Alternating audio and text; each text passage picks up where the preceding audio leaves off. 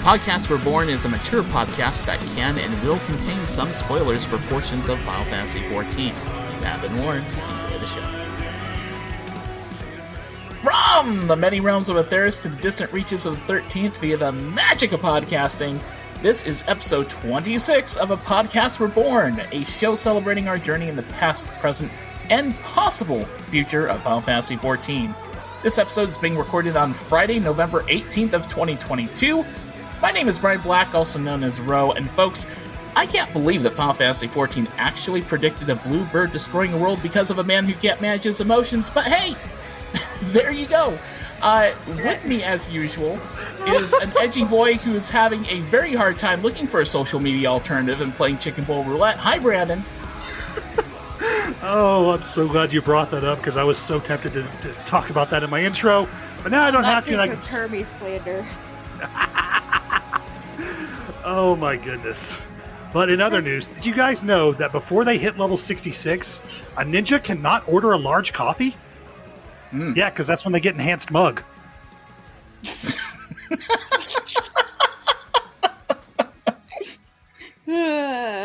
Okay. I'll allow it. Did you miss me, everybody? I will also allow it. You passed the first test. I suppose that's a good thing, considering I'm the reason we're recording on Friday and not our usual time. Indeed. Yeah, man. Also with us, of course, is Resident Chaos Gremlin, who is dealing with the Disneyland hangover on her new island sanctuary. Hi, Megan. Hello. And yes, I am actually logged on to my island sanctuary right now. And, we went to we were at Disneyland yesterday until midnight.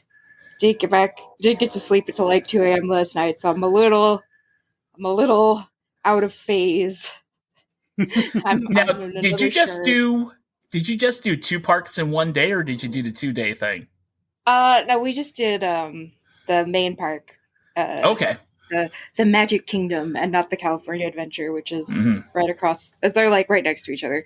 But usually it's best to do one park per day. But like we live here, we live in Los Angeles, so we have been many times. And this was actually, we were supposed to go with Ward's family, but Ward got really sick that weekend, so we couldn't go. But luckily, the tickets were still good, so we went this weekend instead.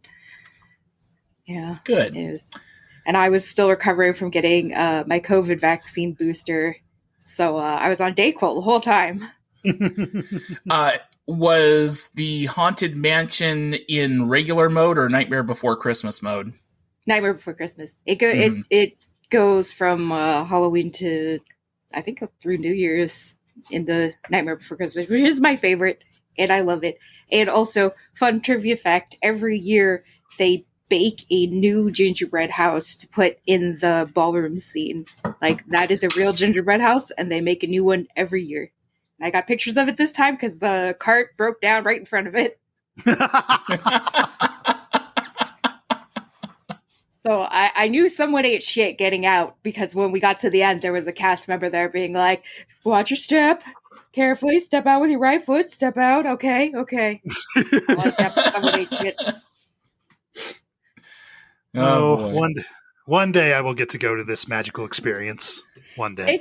It's fun. It's like, don't hype it up too hard, man. It's crowded. Oh, it's smelly. Like, as much as Disney likes to pump artificial scents into the air, it is unfortunately still full of human beings, and human beings are full of gas.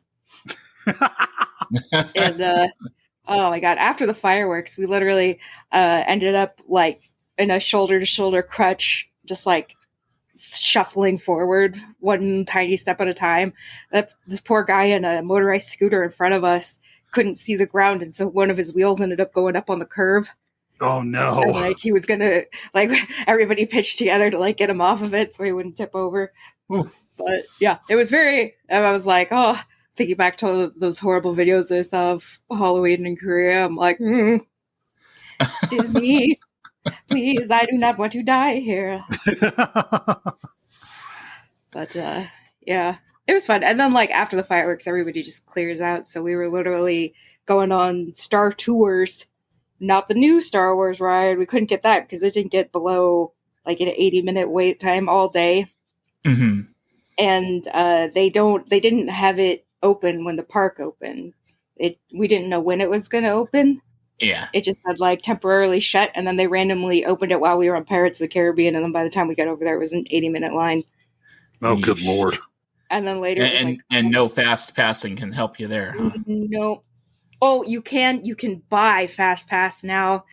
They call it Lightning Lane, and it costs $50 per ride. Per ride? Oh, dear Lord. What? Yeah. What? Hold on. Let me take a minute here. You're telling me that is there even a Fast Pass anymore?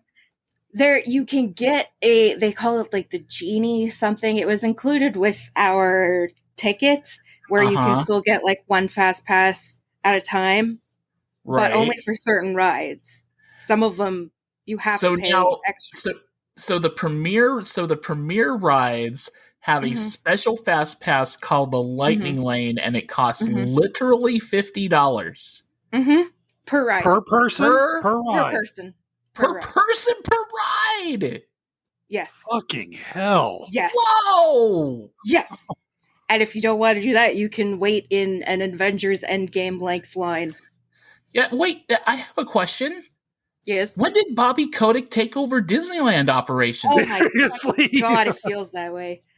I mean, my God. I'm sorry, that is a savage hit toward Activision Blizzard, but specifically Bobby Kotick, because fuck that guy. As like a semi-local, like we've lived in Los Angeles for over 10 years, and like Ward's family's been going to Disneyland since he was a baby. My family is too, but not as much because my dad's in-laws are in Florida, so we would do Disney World. But yeah, like we had it all down to a science. It was a lot of fun doing the Fast Passes, and like you can get a new one every so often. So we used to have like this whole system, and now none of that works. It's all done through the app, and you can't even get Fast Passes on like the really big ticket rides. So we got really lucky. Oh God, right when the park reopened, we got to go, and we got in the virtual queue, which was because Rise of the Resistance was so new. They weren't doing a regular queue. You had to like fast click on the app to even get into the line. So they didn't have any Lightning Lane. They didn't have any Fast Pass. It was literally just like you mash a button on the app like at a certain time of day. They're like, okay, when the park first opens, we're going to say everybody who can ride the ride up until noon has to get in the virtual queue first thing in the morning. And then at noon, they'll do a new one for the afternoon. And so we got in at the noon one, and we literally got into the ride like right before. Well, actually, it was cool. When we were in the line, there were fireworks going off. So it was, there's this part of the ride where it's like, oh, you're being transported to the shipping bay, and then you're going to take off and you're going to be in war. And so we're like coming outside, and we're literally like walking into a spaceship, and there's like fireworks going off. It was very cool. The ride is cool. It's not 80 minutes cool though. No. All I gotta say is I'm glad that you and Ward had fun. I'm glad you had a fun time. But just after, my mind is going to be processing that $50 price for that Lightning Lane for maybe the next month, and wondering how we are in this timeline. I'm still like, what the fuck? Because it used to be like when they first introduced Fast Pass, everybody was like, oh, they're going to charge money for you to be able to cut in line. And they were like, no, we promise we'll never do that. Bullshit. Sometime later. Yeah, well, no, they aren't going to charge you for the Fast Pass. They're going to charge you for the Lightning Lane. Yeah. They're totally separate things. Yeah. Oh, my God. An entirely different type of experience catered toward the real hardcore Disneyland attraction goer. Anyway. Cough, whales, cough. Let's get a little bit back on track here. Brandon, it's been a few weeks because you were off last episode, so I'm going to let you go first. What has the past month been like for you in Final Fantasy XIV? Well, it's been sporadic at best because November's a very busy month for our family because it's both my wife and my daughter's birthday, and then to top that off, Thanksgiving stuff's happening there. Yeah, it's my birthday month too. Nice. That's cool. It's my mom was born on the 3rd, my daughter on the 5th, and then my wife is on the 16th. Oh man, I'm on the 24th. It's like, funny. Jesus Christ, this month is super freaking busy. Yeah, man. Yeah. Well, at least none of them are like so close to Thanksgiving that it often falls on Thanksgiving. That's the life I live. Oh yeah, you do have a Thanksgiving kind of birthday, huh? Yeah. Yeah. It made me very defensive of turkeys growing up, which is very strange. No, for my wife is close, and so she has a hard time getting people together on her birthday because they're all dealing with like Thanksgiving plans and are too busy to come out. It's a thing anyway. So I've basically just been kind of logging in, doing the Omicron dailies, and then running the expert and level 90 roulettes to get astronomy to get some more Manderville weapons. I now have the 3 I want, and I'm not chasing anymore until I see what the next stage looks like. Because I'm like, okay, 1500 isn't as bad, if you just do those 2 roulettes and then supplement it with others as you need. So if the next step on some of them look good, better than the 3 I have, maybe I'll pick those up. But as it is, I'm good here. I can't even imagine what the next step is going to be like for that stuff, because this will be my first time actually doing a relic experience from start to finish, and people will be like, you haven't gone after any of the other relics? No, I haven't. I've done parts of it, but I've never done the full beginning to end on a relic before. So It's I kind will of say funny that you went into Eureka and you didn't do any relics. Yeah, I was kind of thinking about that. I was only concerned about one thing, and that is triple triad cards. I'll talk more about that in a bit. So yeah, they definitely, and it's toast. They definitely, I feel like, I don't know if they toned the grind down for the Shadowbringers relic weapons, but I feel like they definitely made it somewhat more accessible than grinds in the past. It felt like, just looking at the ones for, ARR, Heavensward, and Stormblood, they just look so daunting in certain steps. Shadowbringers, it's like, okay, this is a time investment, but not one that seems so unbearable. Yeah. Unless you really hate the way Baja works, which I know some people do, but I got like 1 stage glow weapon on a bunch of them, and I'm like, I'm done. I don't have the patience to grind anymore, and I definitely don't have the patience to like go into Baja just to farm rank that high. Yeah, I preferred Baja to Eureka. But, that's not saying much though. That's true. It's funny. It's funny because I guess I'm that madman who prefers Eureka over Baja. Wow. Yeah. Well, I did it like when it was current, so that probably changes the experience a lot.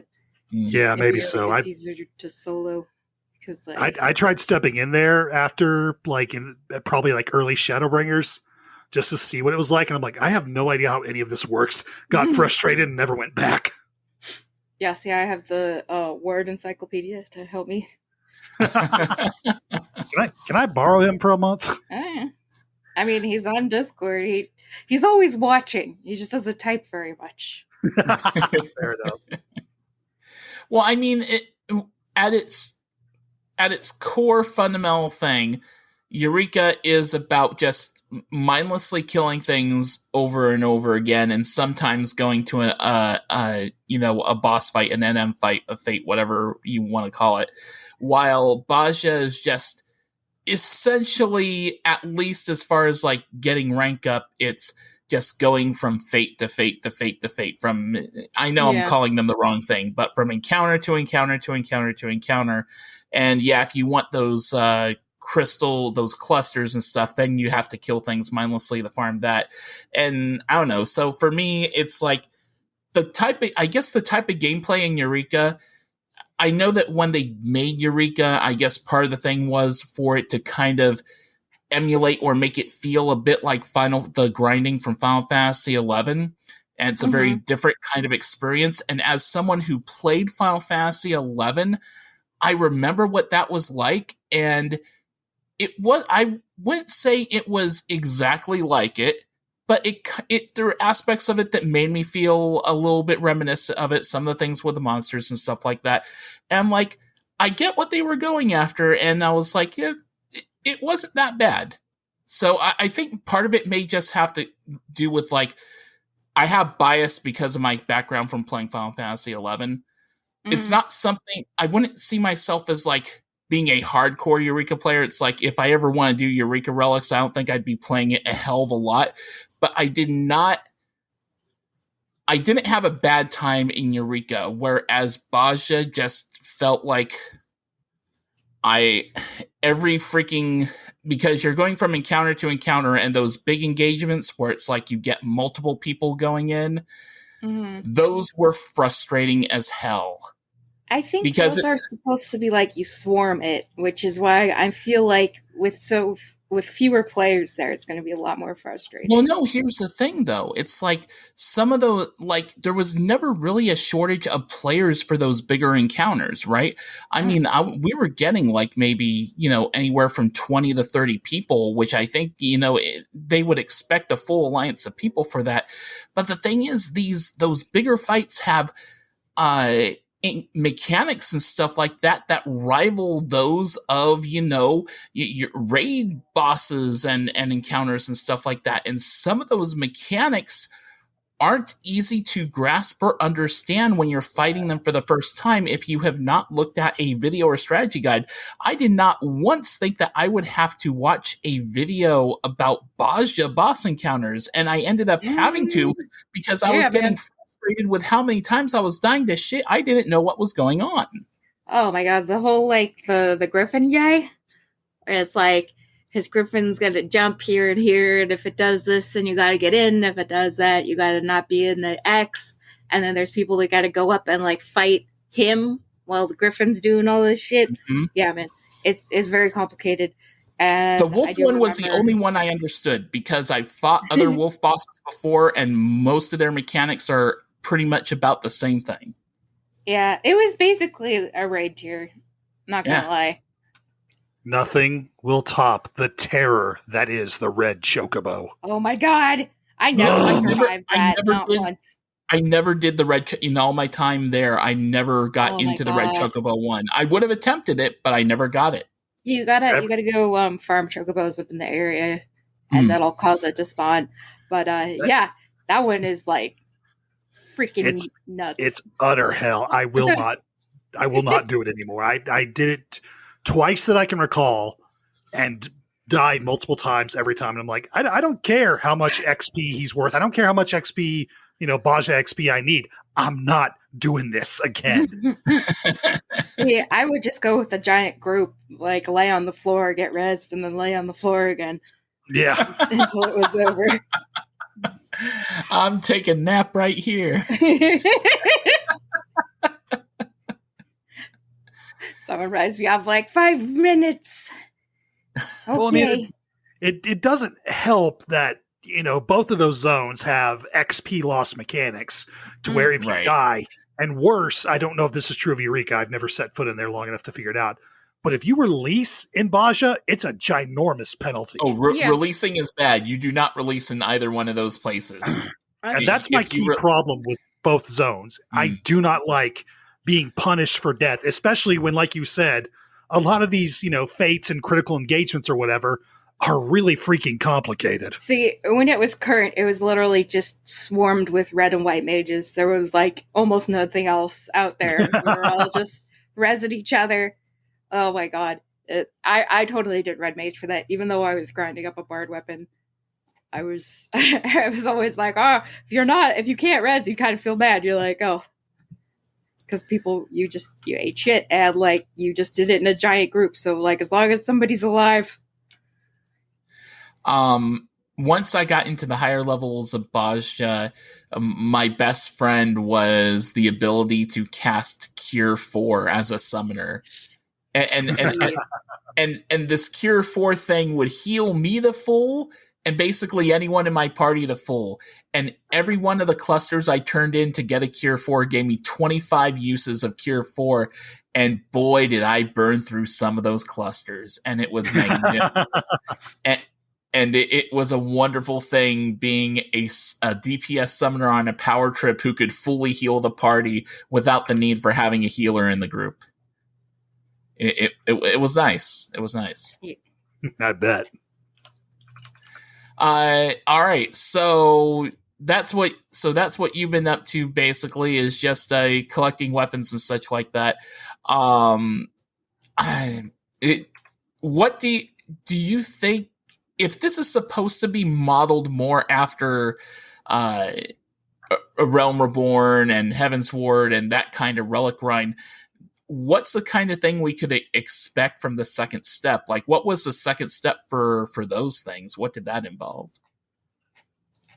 I have no idea. I never did any of them, except for I did the Heaven's Word Dark Knight weapon up to the second glowy stage, which I don't know what patch that would map to in terms of Endwalker progression, but a lot of it was just like buying stuff with tomestones that you'd picked up. I know they probably changed what tomestone it was since that happened. Yeah, but it's only when a grind becomes like, oh, this looks overwhelming and like I'm going to burn myself out on it within 3 days of attempting it, that's when I check out mentally. So I don't know what could happen. I don't know. I don't even know what's, how many stages are going to do next, or, the next relic weapon upgrade. Are we getting the glowy version of our current weapons and then the next step after that? I'm not super familiar with how the timing for relic weapons works anymore. So I have a theory. It could be literally anything because we don't have a zone attached to it this time. I have a theory. So a couple things, and this is going to kind of jump in and out of talking about things we learned about the live letter, but I have to bring that stuff up for this. One of the things we found out in the live letter was that we're getting a new treasure dungeon, the shifting something of Gymnasion, but that's only from treasure maps that are going to be for Elpis, and treasure maps for Elpis don't exist currently, but they're going to in 6.3. And that's where we're going to find our roulette thing, because all of the ones that have had shifting in their name deals with the roulette wheel. Awesome. Great. I wish we were seeing some more weird things happening from the Loporrit treasure dungeon. But then I was thinking, there has been talk about improving their treasure dungeons in the lore for the Loporrits, right? Yeah. What if the deep dungeon is that? What if the lore behind the deep dungeon is going deeper into the moon? I don't think that's going to be the case because it's named after Eureka. Oh, that's right. It is named after Eureka. Never effing mind then. No, you're right. That it is named after Eureka. Okay, never mind. That kills my entire thing. Well, at least as far as I'm a murderer. That's right. Inside Eureka. Jeez. Okay. Well, it still kind of could be connected to this. I'm wondering if the next step of the relic grind could be tied to the deep dungeon. Like maybe, what if it requires deep dungeon currency? The only problem with that, though, is that I think that the new deep dungeon requires having cleared Palace of the Dead first. Only up till floor 50. Yeah, only up to 50. And in Palace of the Dead, originally, that was how you got the weapon then, the glowy one. Right. I do believe at some point in the Shadowbringers grind, one of the options for farming one of the currencies needed was going into Palace of the Dead. So it would not surprise me if going into Eureka Orthos, as it's called, is one potential way to get whatever currency we need to build our relic weapon, but I also would not be surprised if there's an alternate route that's maybe a little bit slower, or who knows? Because it would not shock. Encounters. Oh, for fuck's sake. Every time you kill Red Chocobo, you get 10 times the currency. Ooh, I'm out. No more relics. Brandon's done. See you in the deep dungeon. I feel like they have used, at least the Shadowbringers version, they use the different methods to push people into going into certain content that was historically avoided for various reasons. shit. Nope, I think Megan just died. No. Nope, it's the cat. Butterscotch Butterscotch. came up to sniff me and then like knock the fan over. Yep. Butterscotch, stop eating your mother. And now she's sitting by her food bowl, like, you scared me, now you owe me.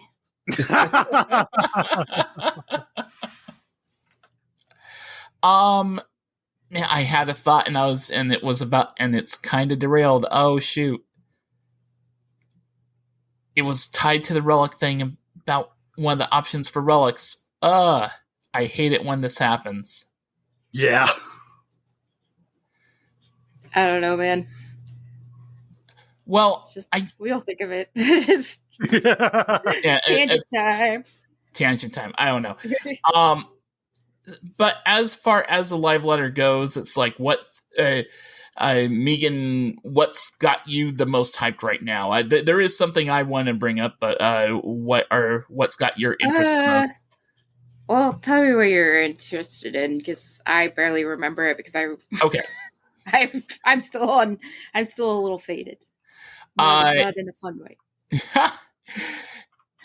The one that brings up an interesting question for me, and it's not something that I see myself doing anytime soon, but it's one of those kind of just, what's that going to be? Lore, spectator reason, stuff like that is, what is the new Ultimate? So they teased a 5th Ultimate, but they have not mentioned anything about what the Ultimate's going to involve. And from what I understand of the way Ultimates work, or at least how they've worked, I know that a lot of people are putting their money on a Warring Triad Ultimate, considering that we've been getting Unreals for the Warring Triad and stuff. So people are saying, it's going to be a Warring Triad Ultimate, and they're going to weave Kefka into it because Final Fantasy VI. And I'm like, they could, but I'm one. Well, yes, but the thing is, the Ultimate's like a remix of encounters and bosses, right? Oh, okay. And Kefka in Final Fantasy XIV, you encounter Kefka in a completely different way through the Omega raids. Yeah. But this Ultimate would be because in Final Fantasy VI or 3 in the US, the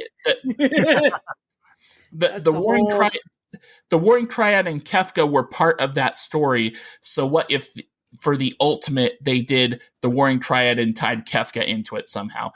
Because the Ultimates are allowed to be completely off canon and all that. So that's what a lot of people are guessing. But I think what I'm putting my money behind, and I have no evidence or stuff to like support why, it's definitely going this direction. I just think it's just where I'm deciding to put my chips on blindly, is a Four Lords Ultimate, where do a Four Lords Ultimate, a rehash of some of those, actually make Genbu a threatening part of the encounter, and it's been a while since I've done the Four Lords story for that stuff, but wasn't part of the whole story of the Four Lords thing to prevent this one big bad from being freed and waking up and all of that? So what if that, and I'm trying to remember the name of that big bad, but like part of the duty of the Four Lords was to keep that thing bound or chained up or locked away. So what if the Ultimate includes that big bad actually being something you have to fight? That would be interesting. At least that's my guess. Shinryu and not Shinryu, Seiryu and there's Byakko, Seiryu, Suzaku. I don't think you're fighting keep something chained up. You're fighting them because they are full of pent up energy. Yeah, there's that, but at the same reason, we're trying to like cleanse them of it so that they can fight this thing that's chained up. Right. I thought it was just that they will go crazy and cause like tsunamis and stuff if they don't. I mean, yeah, there is that, but we also need them to like fight this other big bad that their original friend, I don't even remember his name, chained away. I don't remember that part, but I don't remember a lot of things.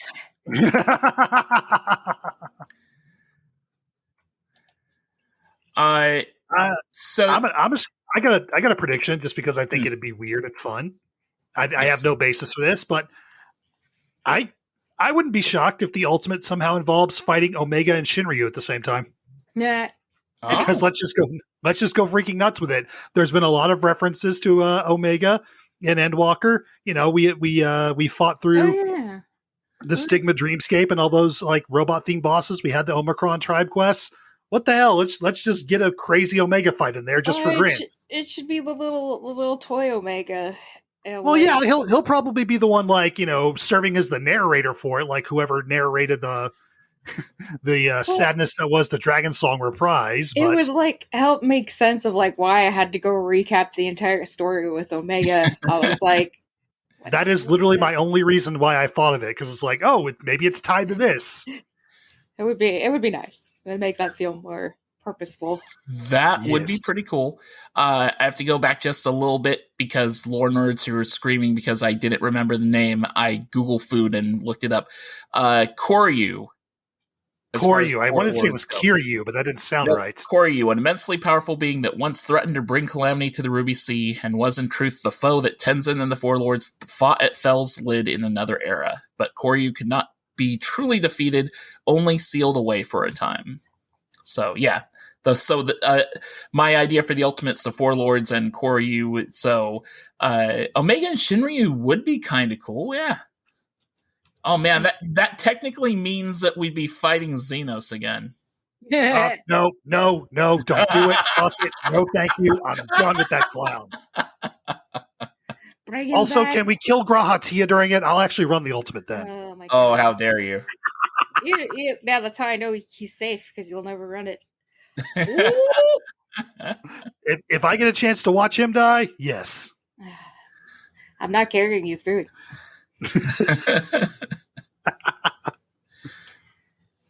Oh, man. Okay, so I guess for me it's kind of like the big unknown is that I'm glad that roulette treasure maps are coming to the game, because I like roulette treasure maps far more than I like pick door left, door 1, or door 2. The door 1, door 2, here's the thing, right? It's like the pick a door thing, it doesn't really matter which one you pick on the left or right. The game has already decided how far you're going to get. I mean, I totally believe that anytime a treasure run happens, it's like the game's already decided how far you're going to get. With the roulette thing, it feels more randomy than, even though it's already planned out, it's like they've already decided how far you're going to go. The roulette wheel just feels more randomy than pick the left door or the right door. Picking the left door and the right door, when you pick the wrong door, you feel like you screwed up. And no, you didn't screw up. The game just decided this was how far you were going to go on this map. Yeah. It's true. Well, roulette wheel just feels more like gambling. Well, you're not wrong. But yeah, I certainly feel pressure on it when it's like me picking which door. Always go left. No, Snake has let me down more times than you can even imagine. I'm sorry, I don't trust Snake at all. I've followed Snake and been let down many a time. It's a Metal Gear reference for people who are wondering what the hell I'm talking about. Speaking of picking doors, I finished normal ass. You finished normal ass. Good for you. How was it finishing your ass? And it was great. I got a gerbil out of it. You got a gerbil out of your ass? Nice. You bet. I'm so glad nobody but me can hear this. Is there actually a gerbil in that dungeon? Yes. That's amazing. Squeaky boy. He's got a big fluffy tail. Oh, wait. Are you talking about the mouse? Yeah. Oh no. Oh, okay. That is not a gerbil. That is a mouse being held. You realize you've never seen a gerbil, have you? Here we go. Okay, well, technically you're right. I haven't looked at a whole lot of gerbils, so if they look like mice, then fine. But the weird thing about the lore behind... oh my god. Don't ask me how I know the lore behind this. But that the mouse creature with a fluffy ball, it's not a mouse with a fluffy ball for a tail. The fluffy ball is the creature, and it's literally using the mouse to clean. Yeah. I mean, that's what happens during the fight. Like, it slaps the mouse down on the ground and like sweeps with it. Right, and the mouse is just more than happy to be used as a broom, which just is weird. I call it a gerbil because gerbils have fluffy tails, and mice do not.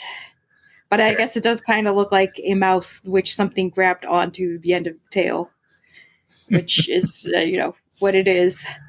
But these hands are a bit bigger and more creepy than I would give a mouse.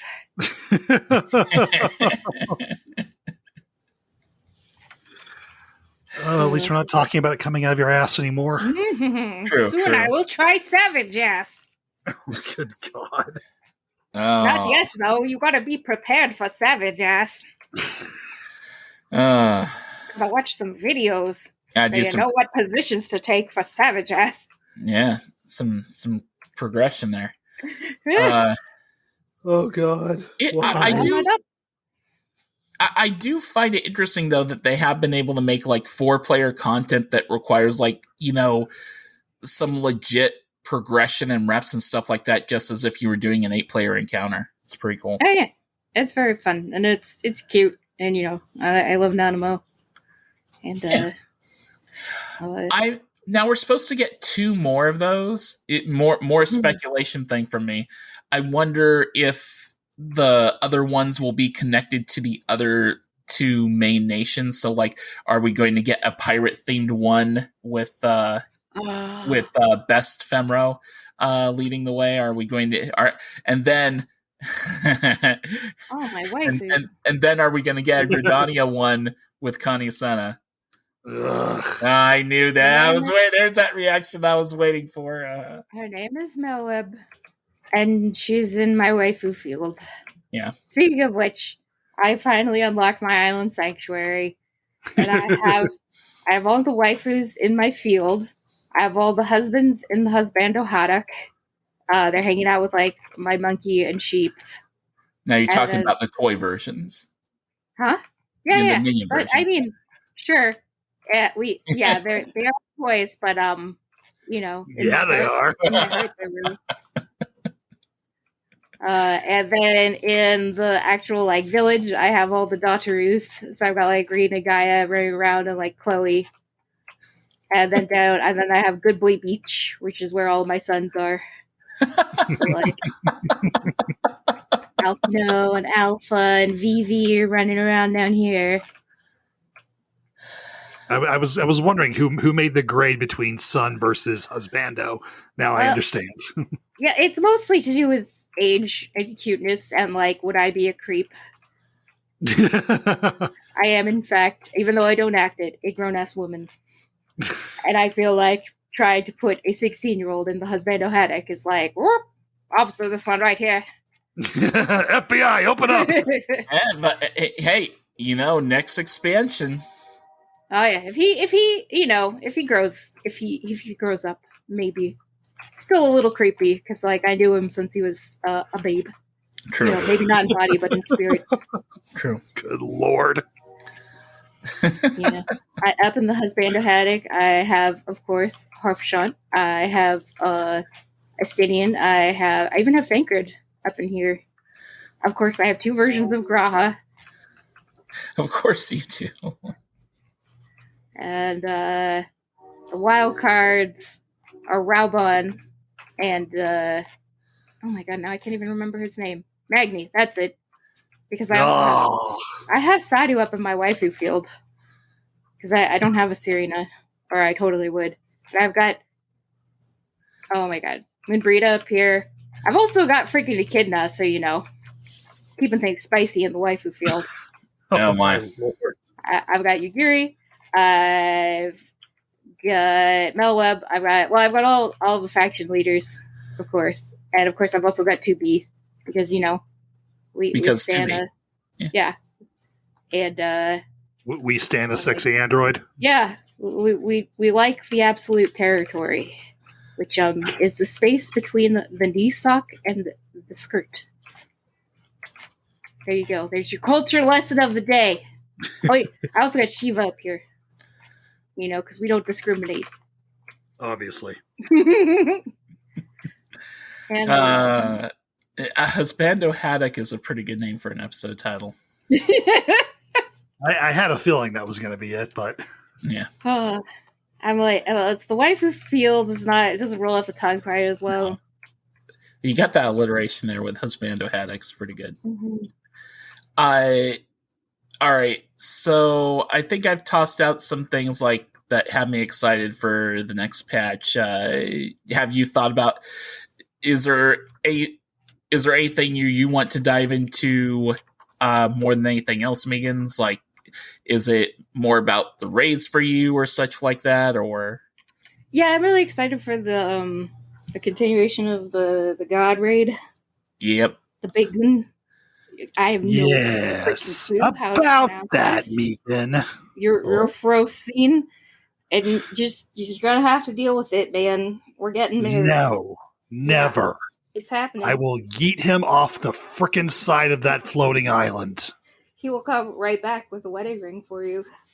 And I will toss it down Biragot's gullet or something. I don't know. I can't think of anything. I'm too angry about the idea. All of their big muscly arms are going to force you together.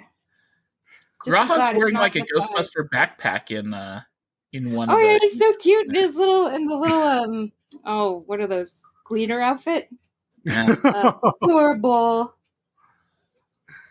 All the outfits for Graha. Everyone, let me dress up Graha. I will say, when it comes to that story, I am curious as to like who these 12 actually are. If they're actual deities, or if they are just Muggles in disguise, or what.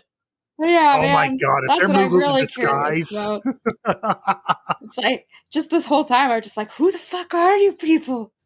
What is this? But also the music has been bitchin'. So I'm looking forward to more of that. I really want like another of the 12 to get their own like J-pop theme song. Yeah. That freaking ruled. Yeah, that song was just a banger to listen to. I still will play that in the car. It drives my kids insane. Speaking of which, they are now home, which means you may be picking them up in the background. Sorry about that. No worries. That's okay. I mean, I've had a cat disturbed. Yep. Boy. Sorry, what were we talking about? Oh, yeah, I was yelling at you about Graha. Okay, I'm done. Well, no, we were talking about Graha and the Alliance raid. Ugh. Look, just give me my new best Rogadin girl back, all right? give me more of Snowgime. I don't care about Graha. Give me my Femro. She's just there to do the not gay. To give you plausible deniability. What about, instead of Femros, what about Zeros, Brandon? Okay, yeah, like where and all the excitement about all the, the new stuff coming with the patch, I keep forgetting, oh yeah, if we get more MSQ, we get to figure out more of what Zero's deal is. Is she going to actually grow a heart, 3 sizes that day? What the hell's going to happen? I like her the way she is. She could stay that way, please. Thanks. Maybe I mean, sure. She should show just a little bit of affection, but like while hiding her eyes with her hat. She'd be like, well, I couldn't let anything happen to you. I'd be like, Zero, she loves me. Oh, isn't there? Okay, there we go. I was going to say, there's a word for that, and you got it, Sundari. Yep. No, that's not Sundari. Sundari is like, I don't, it's not like I like you or anything, Babaka. It's like they're actively mean to you, but they secretly like you. She's Kudere. She's cool and aloof, but she secretly likes you. Okay. It's a whole different flavor. Another Speaking moment. Of anime nonsense. Yeah. Bro, you watched Chainsaw Man. Yes, and in fact, not only did I watch 2 more episodes of Chainsaw Man, right before recording this episode, I watched another episode of Chainsaw Man, so I'm through episode 4 right now. Yeah. Man, considering Brandon has not watched any yet, Brandon, I don't know how... I tried to watch the first episode before we recorded while I was running a background script for work. And for some odd reason, my Hulu bugged out on me. It's been doing this lately. I can't watch anything on Hulu on my PC. It just throws a generic error message. So I tried to pull it up on my phone, but it was low on battery. So I'm like, fuck. So I watched something on YouTube while that script ran until it was time to record.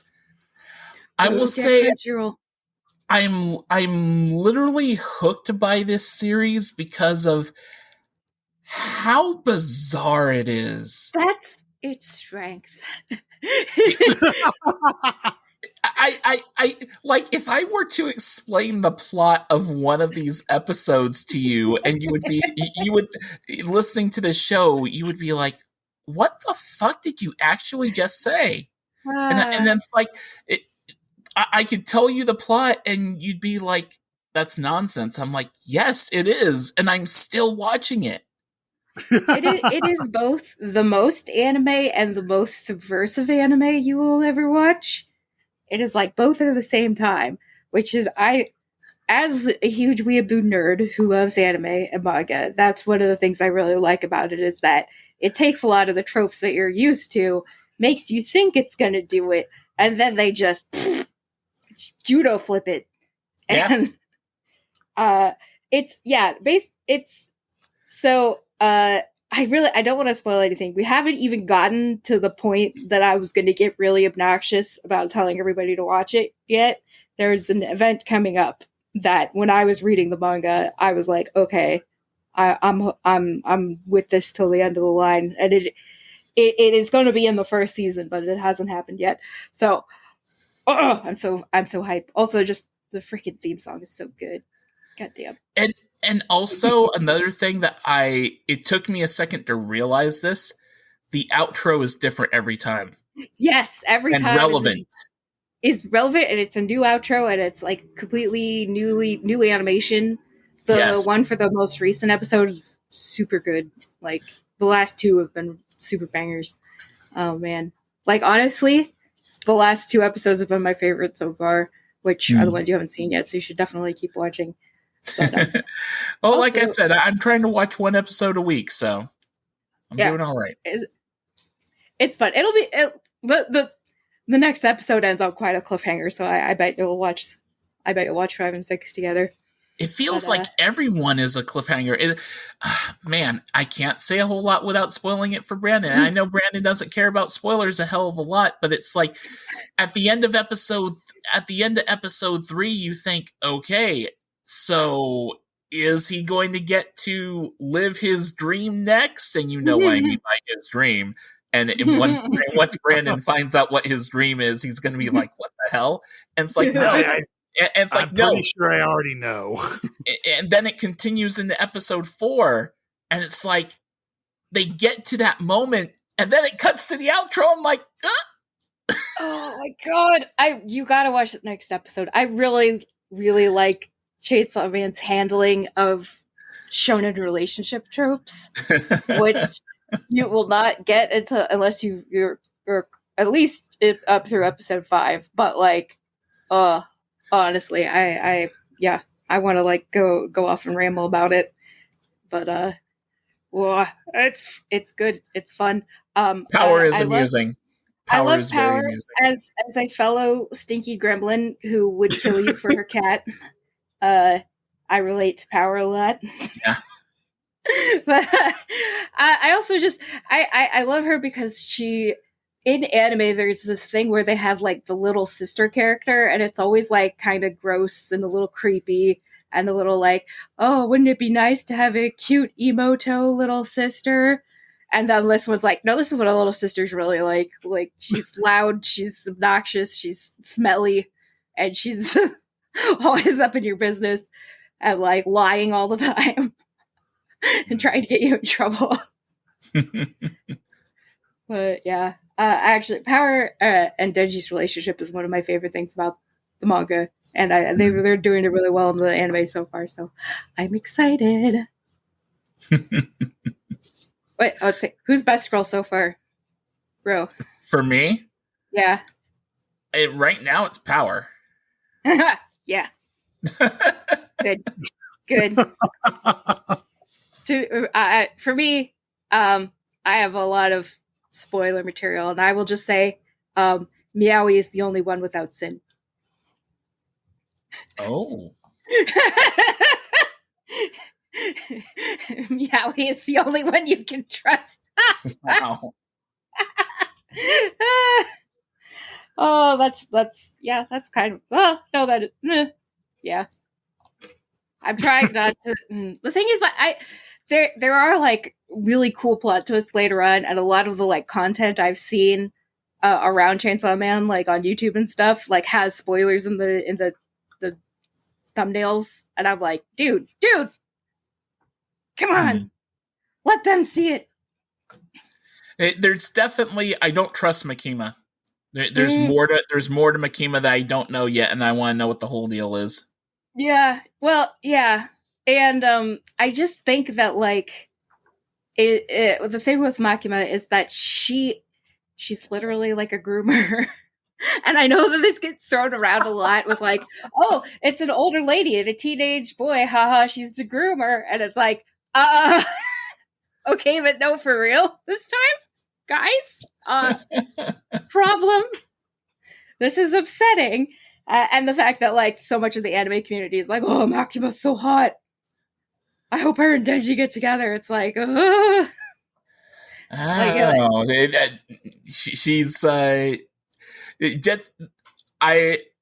felt ever from episode 2 when she says the only two acceptable answers are yes and woof. And from that point on, I'm like, oh no, Makima is bad news.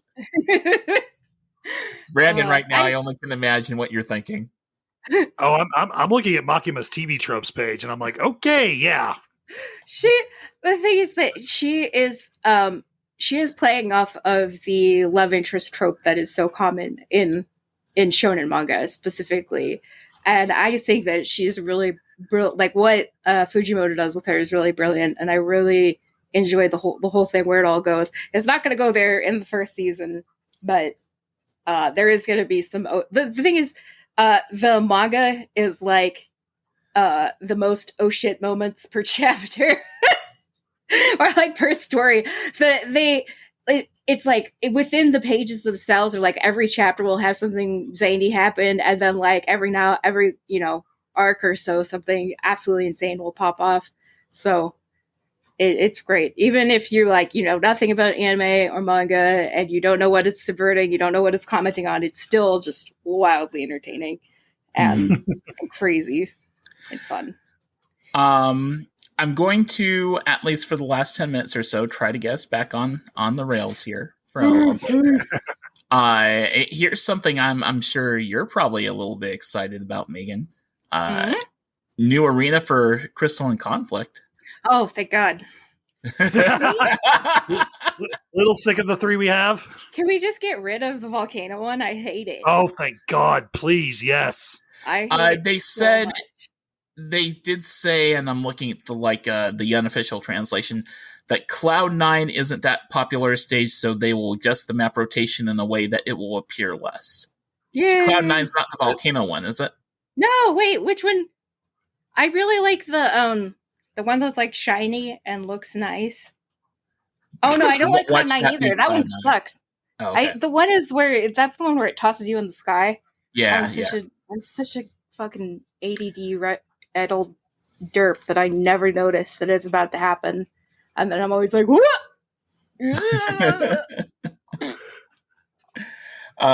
So there is that. Also, MSQ update where Loporrits are going to be the next tribal quest for crafters.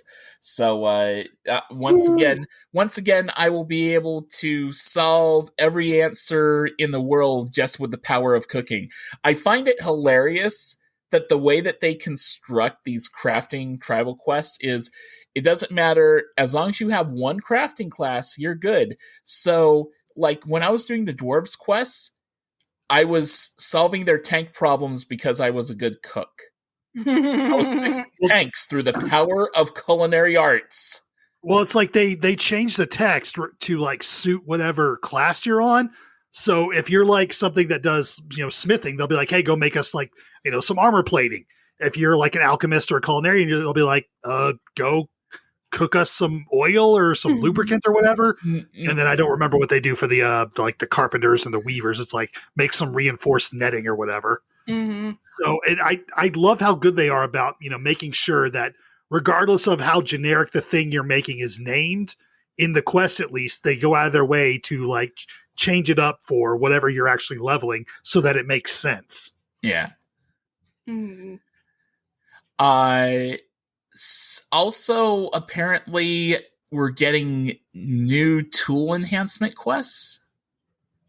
Is it time for the relic crafter class stuff already? I guess in 6.35 we're getting tool enhancement quests and we're getting new custom deliveries. We have not been told who the new custom delivery is, although there was a Didn't they say it was on the first? There's a teaser picture with a fairy and a green leafy looking creature. Oh no, not the Fae again. Sorry, I was just looking through the live layer pictures. You didn't tell me that the new PvP arenas in Kugane with people throwing gold at you. This looks bitchin'. I love it. I hope maybe there'll be some Jimbo nonsense. Oh man. Don't you mean Gilgamesh? Not everybody knows that, although now they probably should. I was like, they better by this point. Mm-hmm. Good lord.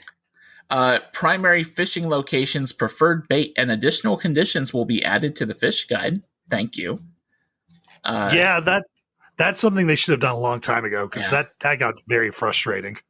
Spearfishing is coming to Lenosha, which is interesting. Lenosia, however you pronounce it. But yeah, it's going to be the first area in the Realm Reborn to allow diving. I'm just like, hey, Square, can you just like have a character stand somewhere and just like have voiced lines and they just pronounce all the city names? Like maybe in a really long speech. Who freaking knows, man? Maybe there's like some wild card that we just didn't get. It's old. We're all like, what? Like, it's old. Like, no. What? And they're like, yeah, they just silent. This silent. It's just, in Japanese, there's no just D sound, so we put a dot at the end. They're not doing a major update for Island Sanctuary. That's in 6.4, but there is a minor update coming, which they're expanding the number of Sanctuary ranks. There's new item rewards, new materials, crops, animals, Islework handicrafts, and they showed pictures of things like griffins, tigers, Marlboro, and it looks like you can build a roller coaster on your Island Sanctuary. Oh my god. I'm looking at the picture. I do not want to turn my Island Sanctuary into freaking Eorzea's equivalent of Disney World. Hell yeah, I do. Oh my god. No. I'm replacing everything with roller coasters, and then I'm charging them 50 shells to get to the front of the line. It's my island. Get off my lawn. Per rider. Man. I'd charge 50 MGP per ride. I feel a little bad for bringing capitalism to this unspoiled natural paradise. It's all Tataru's fault. Yeah, man. It was really cute when she showed up in her little island outfit. What was funny is I made an outfit to like go farming, and we were wearing the same hat. Just the straw hat with flowers on it. I was like, Tataru. Same brain cell. Well, that makes sense because Tataru has the brain cell a lot. A new leap of faith for the gold saucer. No news on the new game coming to the gold saucer that was promised months and months ago. But they're adding a new leap of faith stage. Keep that shit away from me. I will be in the gold saucer and I will see that there's a gate going on and I'll be like, oh, and I'll like start running towards it, and then I hover over it and it's like leap of faith and I'm like, no. Never mind. I'm so bad at platforming, and I'm really bad at platforming in this game. And a big one. Everyone is getting more housing. There's 5 wards being added to every city. So it comes out to 1,800 more houses or something like that. It basically more houses for everyone on every server. So good stuff. 5 wards in every city, man. Megan, how will you ever choose? Many husbando. No Blue That's Mage better than one update. husbando, two husbando. It's better than two husbando, five husbando. I husbandos. I was going to say 3. No, you just skip right to 5. It's because I'm good at math.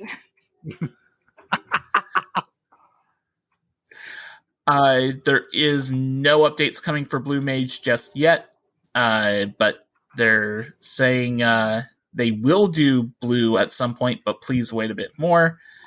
And other things, there's going to be more emotes that you can do while wearing fashion accessories, which is good because my character has a glasses fashion accessory, but if I wear that, I can't do any emotes, and it's weird. Yeah, that is weird. It makes sense for like umbrellas because you're holding it with your arms, but like anything that's just glasses is like, Maybe you should get some of the glasses that actually just go on your head slot. but you can't wear a hat. Okay, but then I can't wear fancy hats. Yeah, You'll survive. No, red mages have got to as a have red cow, shampoo. sir. as a red mage, how can you not wear a fancy hat? Mm-hmm. I have 2 words for you, my friend. Shaded spectacles. No, it's got to have a feather in it. Yeah. If you're a red mage and you don't have a hat with a feather in it, like what are you even doing? Right. Looking cool in my shaded spectacles. That's what. You have betrayed Without a Puss in feather. Don't need no stinking feathers. I got spectacles. Real Well, it's red mages TSA. wear feathers. You cannot betray your cat dad like that. Come on. Watch me. And I like Zirhuntia. He's like the only cat boy in this game I don't hate. Oh, he's a very good cat boy. And I guess the last thing I want to bring up, as far as like the live letter stuff goes, is that we can expect 6.3 to not drop until January, early January. Some people have speculated as early as January 3rd, but I'm more in the area of I believe it's going to happen on January 10th. Because I think the 3rd is a little too close to the 1st. Yeah, I want time to have holidays in real life. And then go back to doing game stuff. Yeah, I mean, isn't it nice that a game company respects the time of people that, you know, may want to do raiding and progression and race for world first in a raid and give them the holidays so that they don't have to worry about it, rather than put the pressure up of the holidays against trying to clear world first material right in time. I'm sorry, am I? Anyway. I might be making a comment about another MMO. Is this a subtweet? Yeah, I was going to say. It's a subtweet. The last one. It is that was definitely a subtweet.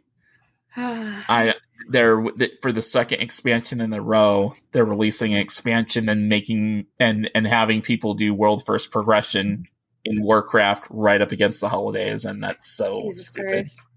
I swear to God, World of Warcraft is like, you have no life, you have nothing, you only have us. And it's like, if that's not really true and you do have other things, eventually you're just like, okay, I'm getting a little creeped out, getting a little stressed. I don't need this in my life, Blizzard.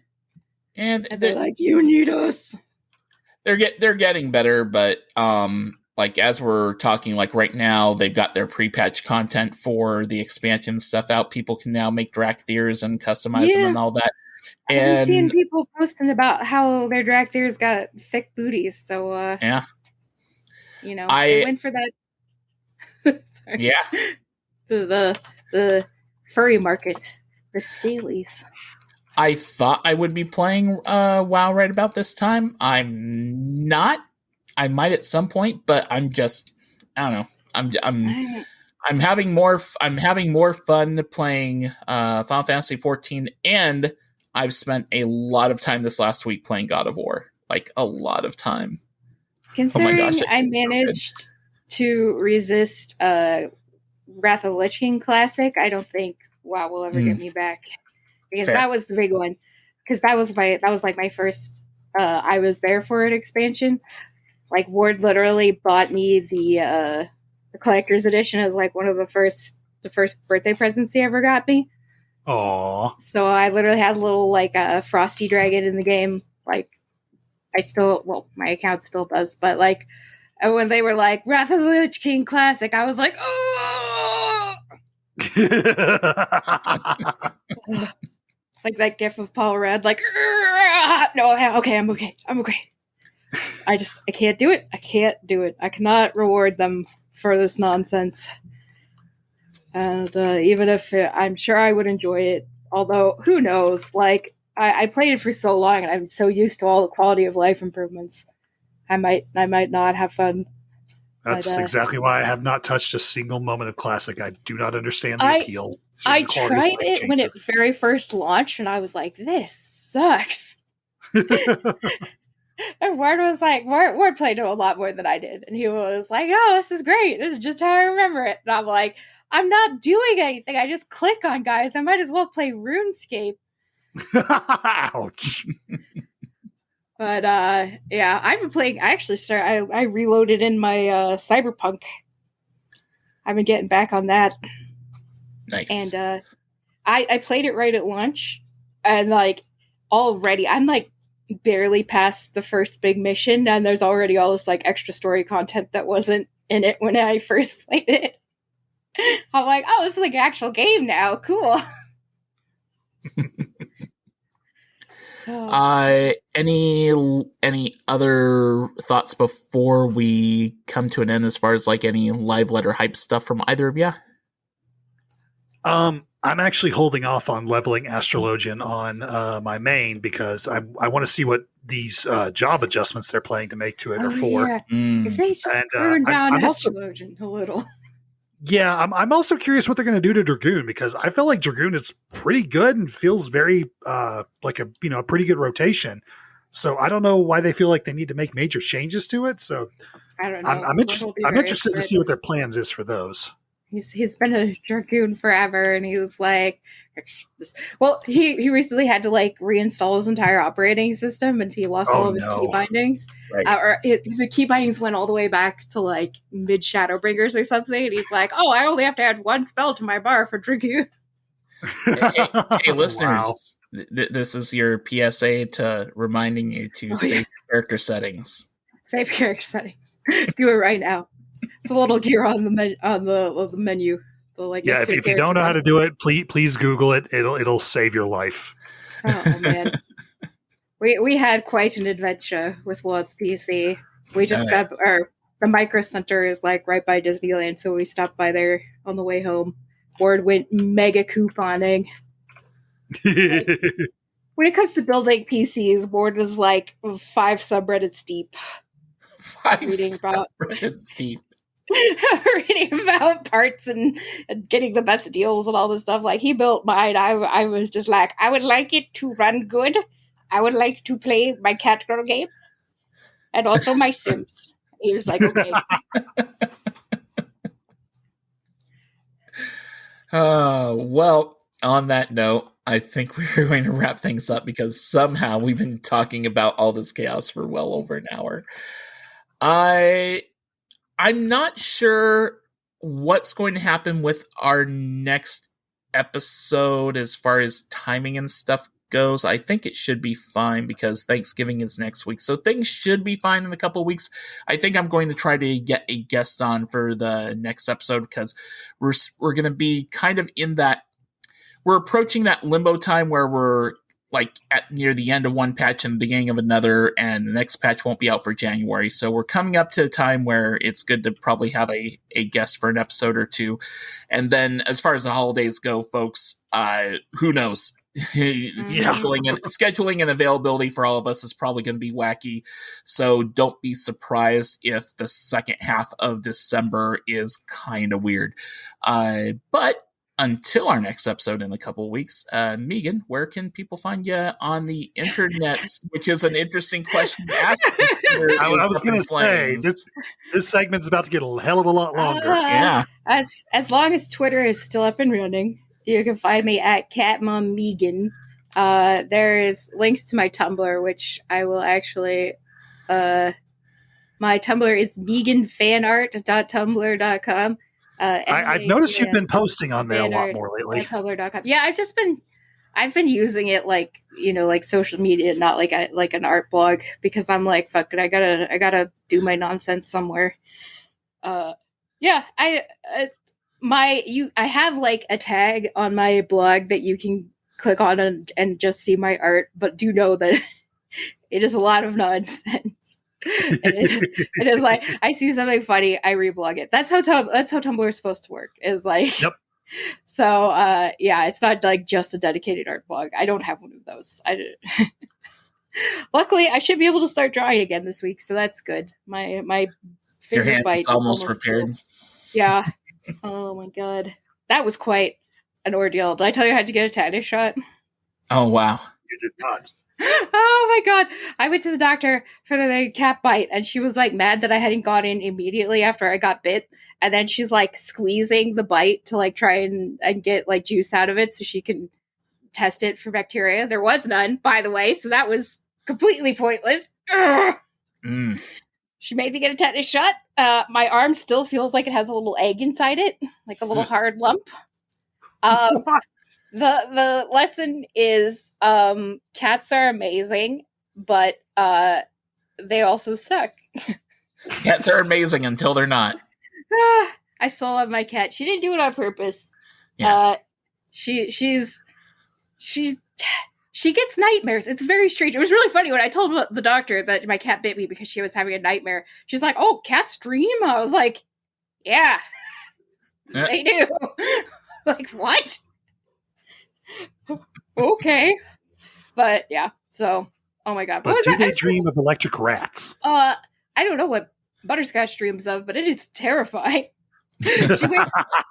She wakes up, she like starts kicking, she does little mews, and then when she wakes up she's like hissing and she just turns into a little ball of teeth and nails, which is very bad if she's like tucked up under my arm, cozy and asleep. And she's so fucking cute. I let her when I know, I'm like, I know you bit me last time I let you do this, but I love you and I'm stupid. Please continue. All right. Brandon, how about you? Where can people find you? Look, pick a network. I'm the BMAT on it. Okay. For now, I'm still on Twitter mostly, but all the other alternatives that have been going around, I'm the BMAT there. Just find one, pick it.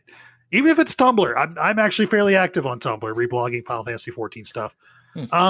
If you're not tired of my voice yet, there's also Plus 5 to Hit, a D&D podcast where, hey, we're back in the frozen wasteland and Roast's putting terrible decisions on us where we have to decide who lives, who dies, who tells our story. Oh my gosh, are people making terrible decisions? Ugh. There was a very interesting decision made at the end of the last episode that I'm dealing with the consequences with on Sunday as I prepare for the next session.